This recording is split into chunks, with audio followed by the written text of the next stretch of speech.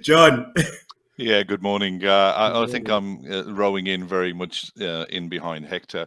I think on what's given me that opinion, last year I was interim vice president of global sales for an AI technology business based out of the US and out of Spain. And prior to that, I consulted for a number of months for another AI machine learning business out in Boston.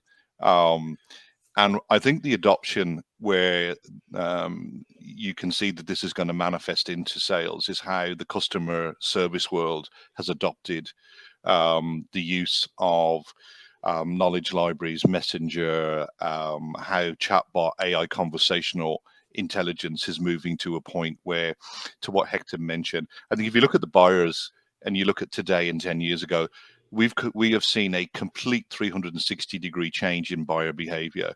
The buyers today are more informed. They have more knowledge. Years ago, the vendor would go to the buyer and the buyer would be looking for the vendor to be informed, trending, what's going on. With the advent of third-party advisors, the big four, there is such a desire in the pre-sales activity for knowledge that at this stage, when you go to a potential customer, they have an idea of what you do, who your competitors are. They even, in some cases, have an idea of what price point you may be at. So for me, where the artificial intelligence, particularly conversational AI and transactional AI, is really impacting and having some very substantial benefits in the areas of enhancing customer engagement, customer service. So the desire that, for example, over the last 2 years, we have all consumed more digital data coming out of the pandemic.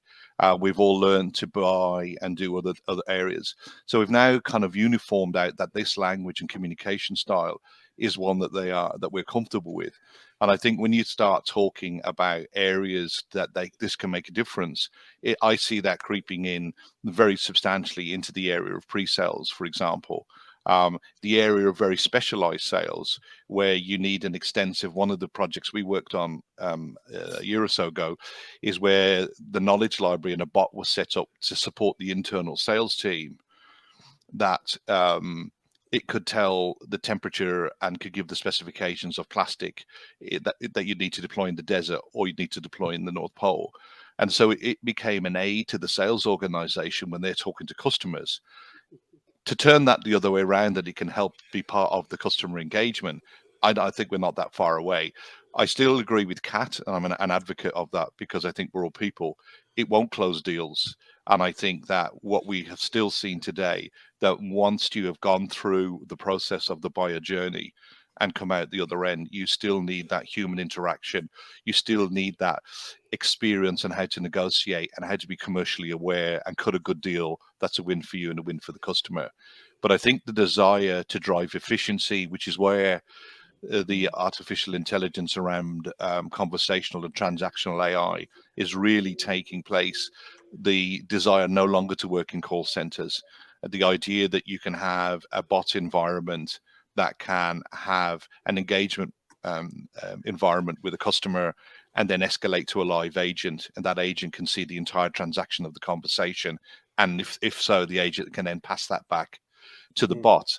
Really, can you see that happening in a pre-sales, in a cold outbound reach environment? Absolutely. So I think that I don't think it's going to take over. And to Kat's point, I hope it doesn't. But I absolutely support Hector in, I think, the continued desire for being more informed, being more knowledgeable, being more selective about the fit for your organization. I think this technology is going to play more a part of that today. Yeah.